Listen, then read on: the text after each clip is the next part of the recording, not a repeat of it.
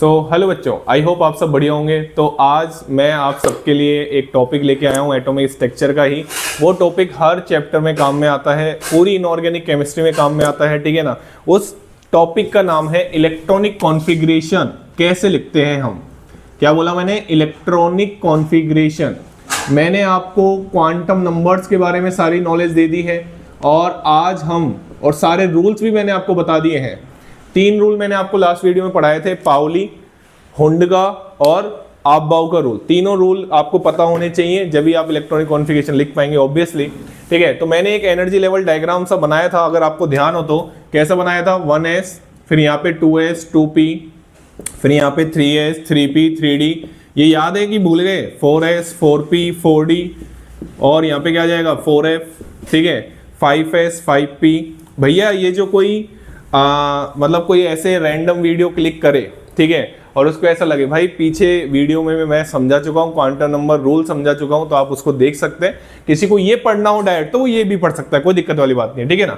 तो ऐसे ही मैंने आपको बताया था 5s 5p 5d, ठीक है। ऐसे करते करते हम पहुंचे थे कहाँ तक, 6s, फिर 7s, ठीक है।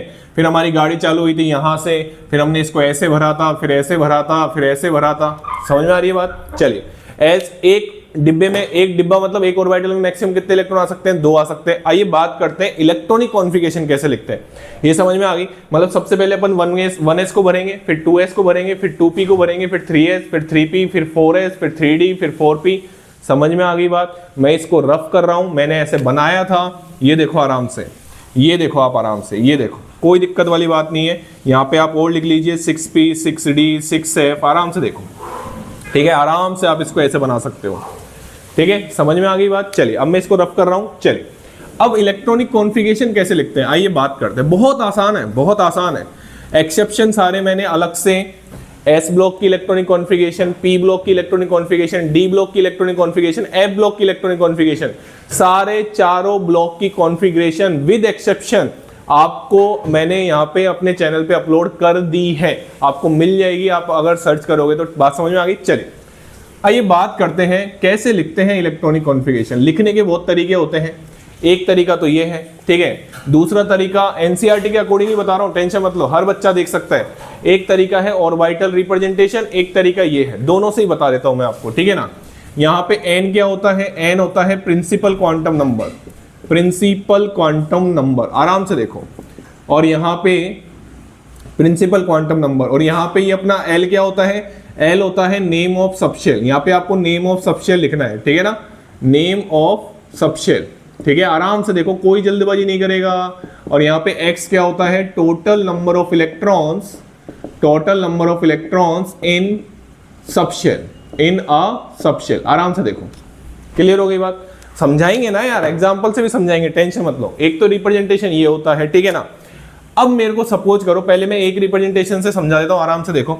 जैसे मेरे को हाइड्रोजन की इलेक्ट्रॉनिक कॉन्फ़िगरेशन लिखनी है, ठीक है। अब आपको यार atomic number, number of electron, atomic number बराबर नंबर ऑफ प्रोटॉन होते हैं। न्यूट्रल में अगर अपन लिख रहे हैं तो बिल्कुल चिंता वाली बात नहीं है। हाइड्रोजन के आप लिख रहे हो, कितने इलेक्ट्रॉन होते हैं इसमें, 1। एटॉमिक नंबर बराबर number of proton, number of proton बराबर number of electron, but neutral atom में होते हैं वो। किस में होते हैं, न्यूट्रल एटम में, ठीक है ना। चलिए, तो हाइड्रोजन का कितने इलेक्ट्रॉन है इसमें, 1 इलेक्ट्रॉन है। बताओ सबसे पहले क्या भरोगे, अरे यार अभी तो बोला था 1s भरोगे, बताओ कितने इलेक्ट्रॉन है, 1। तो यहाँ पे ऐसे लिखा जाता है, तो इसकी कॉन्फ़िगरेशन क्या होगी, 1s1। एक तो रिप्रेजेंटेशन ये होता है, और एक रिप्रेजेंटेशन ऑर्बिटल रिप्रेजेंटेशन होता है। कैसे रिप्रेजेंट कर सकते हो आप इसको, ऐसे एक डिब्बा बनाओ, यहाँ पे 1s लिखो और 1 इलेक्ट्रॉन है। पहला इलेक्ट्रॉन है ना, ऊपर की तरफ एरो करता हुआ आएगा, इसको अप स्पिन बोलते हैं, और डाउनवर्ड होता तो डाउन स्पिन। यानी आप क्या बोल सकते हैं, आराम से देखो, यहाँ पे आप पहला जो एरो बनाओगे वो ऊपर की तरफ ही बनाओगे। सुन लेना अच्छे से, ठीक है ना। चलिए, जैसे मान लो मेरे को हीलियम का लिखना होता, तो हीलियम में कितने इलेक्ट्रॉन है, 2।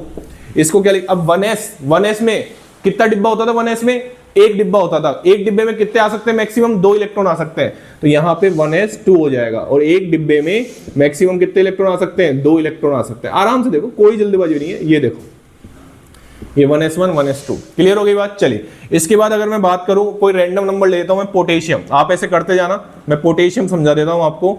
10th क्लास तक, 9th क्लास में ये चैप्टर आता है ना, उसमें बच्चों को याद करवा दिया जाता है कि हाँ भैया 4s1, मतलब 4s1 तो नहीं पढ़ाते हैं, लेकिन उसमें ये याद करवा दिया जाता है कि एक वैलेंस इलेक्ट्रॉन होता है, ये याद करवा दिया जाता है ना, आप एग्री भी करोगे मेरी बात से। बट आज तुमको रीजन समझ में आएगा। आइए बढ़ते हैं, 19 इलेक्ट्रॉन को बढ़ते हैं। सबसे पहले क्या भरोगे, सबसे पहले आप भरोगे 1s, ठीक है। 1s में कितने इलेक्ट्रॉन, अरे यार ये मैं सब बता चुका हूं। s में कितना डिब्बा होता है 1, p में कितना डिब्बा होता है 3, d में कितना डिब्बा होता है 5, आराम से देखो कोई जल्दबाजी नहीं है। f में डिब्बा कितना होता है 7, एक डिब्बे में मैक्सिमम 2 इलेक्ट्रॉन, 3 डिब्बे मतलब मैक्सिमम कितने इलेक्ट्रॉन आ सकते हैं, p में 6, d में कितने आ सकते हैं 10। क्लियर होगी बात, चलिए। तो 1s2 के बाद क्या आता था 2s2।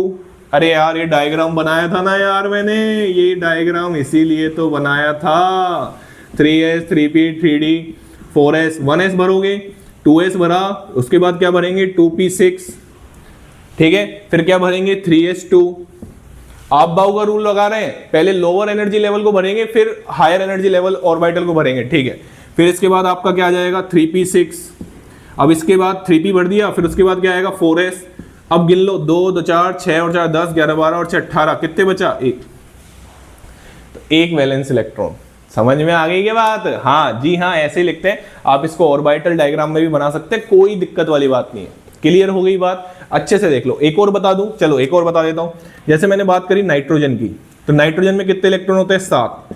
तो बताओ 1s2 2s2 और ये क्या हो जाएगा 2p3 2 2 4 और 3 7 इलेक्ट्रॉन जरूर गिन लेना, ठीक है ना। चलिए अब मैं आपको एक बहुत खास बात बता देता हूं यहां पे ही, इसको तो मैं रफ कर रहा हूं, ठीक है। सर डी ब्लॉक पे आओ ना, ये तो मैंने 20 तक आप आराम से भर सकते हैं, खुद ट्राई करना आराम से। एटॉमिक स्ट्रक्चर में आप जब लास्ट में देखेंगे ना, उन्होंने 102 या 92 एलिमेंट की इलेक्ट्रॉनिक कॉन्फ़िगरेशन लिख रखी है।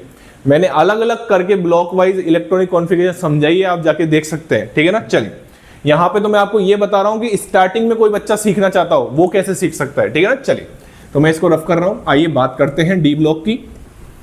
तो डी ब्लॉक का क्या सीन है भाई, डी ब्लॉक का सीन कुछ इस तरीके का है कि जैसे मान लो आपको भरना होता है स्कैंडियम।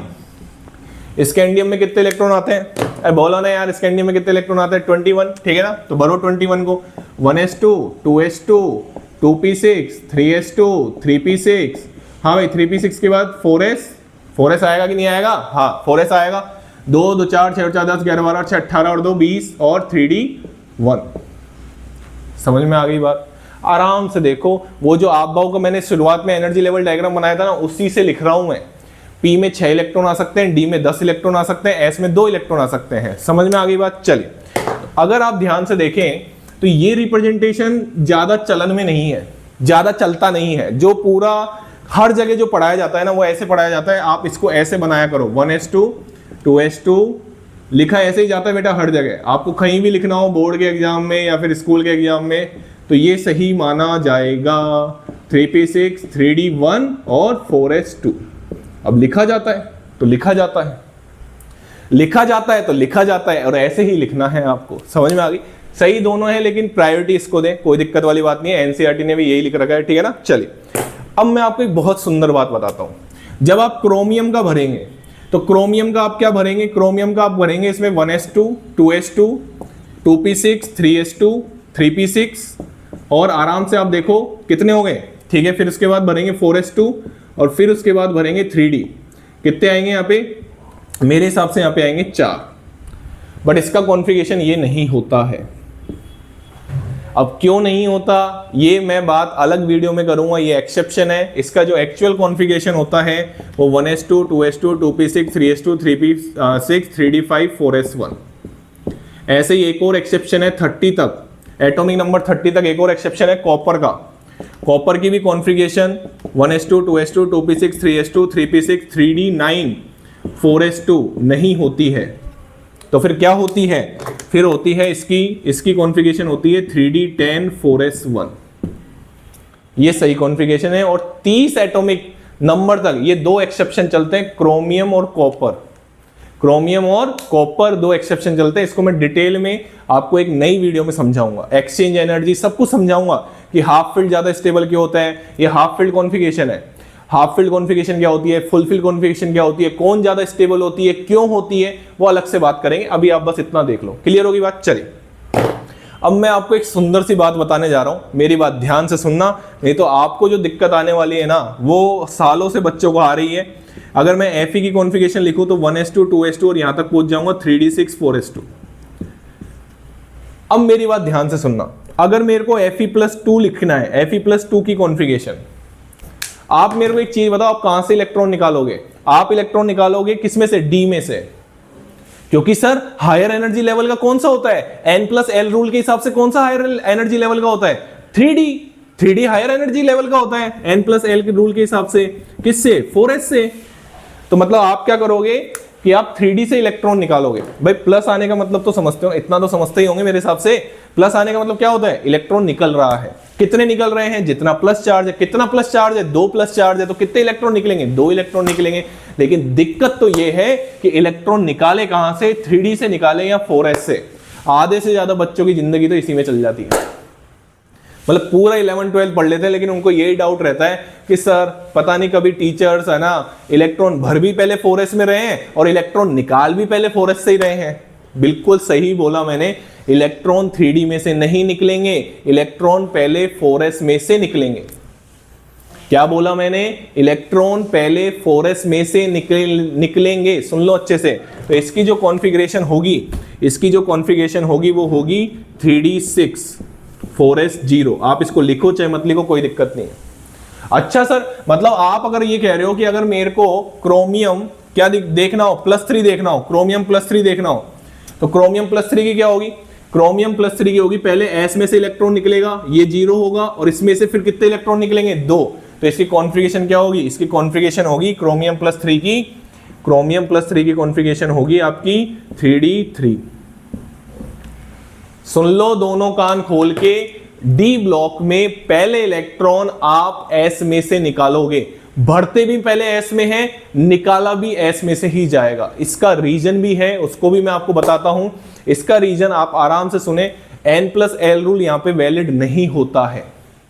भरते टाइम आपको ध्यान रखना है, निकालते टाइम आप N+L रूल मत लगाना। उसको भी मैं समझा दूंगा क्यों। अभी आप पहले ये समझे कि 4s में से इलेक्ट्रॉन निकलता है, नहीं तो वीडियो बड़ी बन जाएगी। ठीक है ना? चलिए इसको मैं रफ कर रहा हूं। ठीक है, एक और रिप्रेजेंटेशन, जैसे इसको हम एक तरीके से और रिप्रेजेंट कर सकते हैं। ठीक है, ध्यान रखना, ये बहुत इंपॉर्टेंट बात बताइए, कई बच्चों को तो चमकता ही नहीं है। इलेक्ट्रॉनिक कॉन्फ़िगरेशन आएगी तो मैग्नेटिक मूवमेंट निकालना आएगा, नंबर ऑफ अनपेयर्ड इलेक्ट्रॉन देखना आएगा, डायामैग्नेटिक है या पैरामैग्नेटिक ये देखना आएगा। अगर आपको इलेक्ट्रॉनिक कॉन्फ़िगरेशन नहीं आती है तो ये मान के चलना कि आपके कुछ क्वेश्चन तो सही कभी होंगे ही नहीं। समझ में आ गई? चलिए, तो लास्ट चीज मैं आपको इसमें बताना चाह रहा हूं कि आप कॉन्फ़िगरेशन को ऐसे भी लिख सकते हैं, जैसे हीलियम है, नियरेस्ट नोबल गैस कॉन्फ़िगरेशन, उसके बाद ये आ जाएगा अपना क्या 2s2, फिर इसके बाद नियोन है तो ये आ जाएगा आपका क्या 3s2, फिर आपका क्या आर्गन है, ये आपका क्या हो जाएगा 1s2 2s2, ठीक है, और ये आपका क्या हो जाएगा 4s2, फिर आपका क्रिप्टन है, ये आपका क्या हो जाएगा 5s2। ऐसे आप ऐसे भी लिख सकते हैं, बिल्कुल लिख सकते हैं आप ऐसे, ऐसे चलता जाएगा, कोई दिक्कत वाली बात नहीं है ऐसे, ठीक है ना। और ये 6s2 और आपका ऐसे रेडोन आ जाएगा। सर समझ में कुछ नहीं आ रहा, आप तो अपने आप को ही समझा रहे हो क्या? हाँ, मैं अपने आप को ही समझा रहा हूँ, ऐसा नहीं है भाई, ठीक है। मैं समझाता हूँ इसको, क्या बोल रहा हूँ मैं ऐसे बोल रहा हूँ कि जैसे आपको सोडियम की इलेक्ट्रॉनिक कॉन्फ़िगरेशन लिखनी है, तो सोडियम की कैसे लिखोगे? बड़े वाले में 1s2 2s2 2p6 3s1, बोलो हाँ या ना। 11 इलेक्ट्रॉन होते हैं सोडियम में। अब मैं ऐसे बोल रहा हूँ कि ये जो कॉन्फ़िगरेशन है इसकी नियरेस्ट नोबल गैस कौन सी है? नियोन है। अरे हाँ या ना?